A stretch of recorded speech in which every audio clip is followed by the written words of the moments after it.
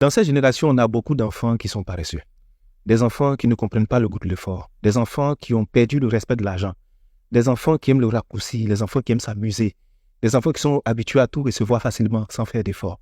Et la majorité de ces enfants qui sont paresseux, c'est très souvent les enfants des anciens pauvres. Les ex-pauvres, là, c'est eux qui produisent des enfants qui sont paresseux très souvent. Parce qu'en vérité, ils ont tellement souffert dans la vie pour réussir à devenir quelqu'un qu'ils se donnent comme ambition d'empêcher leurs enfants de souffrir comme eux. Ils veulent mettre leurs enfants à l'abri de toutes sortes de souffrances dans la vie. Et très souvent, ce sont ce genre de parents-là, quand l'enfant demande quelque chose, on donne. Même quand il y a de fortes sommes à donner, ils donnent. Parce qu'ils se souviennent qu'à leur époque, ils n'avaient pas. Donc, ils veulent se rattraper sur leur enfant. Et c'est une erreur que vous commettez. Parce qu'en vérité, aimer son enfant, ce n'est pas lui dire oui à tout. Ce n'est pas lui donner des fortes sommes très tôt.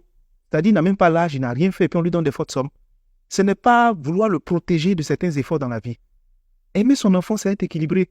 C'est-à-dire lui apporter ce qu'il faut pour combler ses besoins, ça c'est normal, ne pas le faire souffrir inutilement, le mettre dans les bonnes conditions pour qu'il grandisse et qu'il se développe. Mais il faut lui apprendre aussi des vertus. Il faut lui donner une bonne éducation, mais surtout, il faut lui donner un esprit entrepreneurial. Il faut lui donner la débrouillardise. Il faut lui donner le respect des gens, le respect de l'argent. Et la conscience de ne pas faire du mal aux gens, mais surtout des valeurs, des principes, tout ça c'est important. Le but, ce n'est pas d'investir dans des grandes écoles, tu vois, les écoles qui coûtent cher, lui donner le meilleur gadget, lui acheter les derniers cris de téléphone, voilà, lui offrir une voiture, tout ça c'est bien. Mais quand vous ne serez pas là, la seule chose qu'il va retenir de vous, ce sera les principes, l'éducation et le goût de l'effort que vous lui avez donné. Logiquement, quand on veut donner quelque chose à son enfant, une chose de valeur, il faut que ce soit justifié. Il faut qu'il ait posé des actions, il ait fait des efforts qui justifient que tu lui donnes cela. Vous devez tisser des contrats avec vos enfants. Écoute, tu es en classe d'examen, quand tu auras ton examen, voici ce que je te donne en cadeau. Vous respectez votre parole, vous lui donnez. Mais pour rien, il ne peut pas apparaître comme ça un matin, faire des caprices, il veut de fortes sommes et vous lui donnez. Parce que vous dites vraiment, c'est mon enfant, j'ai souffert, c'est pour mes enfants.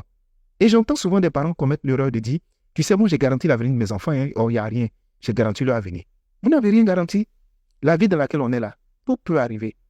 Prions Dieu que vous viviez le plus longtemps possible. Mais est-ce que vous savez que si vous n'êtes pas là, tout peut arriver à vos enfants? Les biens que vous avez dit que c'est pour eux là, les gens peuvent mettre la main là-dessus. Mais il y a eu tellement de cas comme ça, où il y a des enfants qui avaient cru que papa avait garanti leur avenir et puis ils n'ont même pas touché à aucun bien. Ou bien ils se sont déchirés sur les biens, ça crée des soucis, des disputes, ils ont perdu des biens, il y a un qui a vendu, il y a eu des querelles quand papa n'était pas là ou bien maman n'est pas là.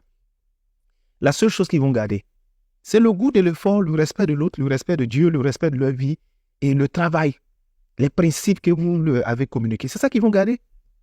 Donc, quand on aime son enfant, on ne donne pas de fautes sortes. J'ai vécu chez des personnes où je les voyais entretenir de la paresse à l'intérieur de leur enfant.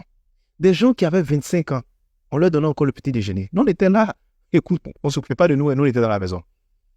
Ils nous donnaient les tâches les plus ingrates possibles. Mais en voulant protéger leurs enfants de certaines souffrances, aujourd'hui, ils ne sont plus là. On voit ce que les enfants sont devenus. Les enfants sont devenus paresseux. Ils sont tous en train de penser à des raccourcis. C'est nous encore, ils appellent souvent pour nous exposer des problèmes d'argent. Ils ne savent pas travailler, ils ne savent pas se débrouiller.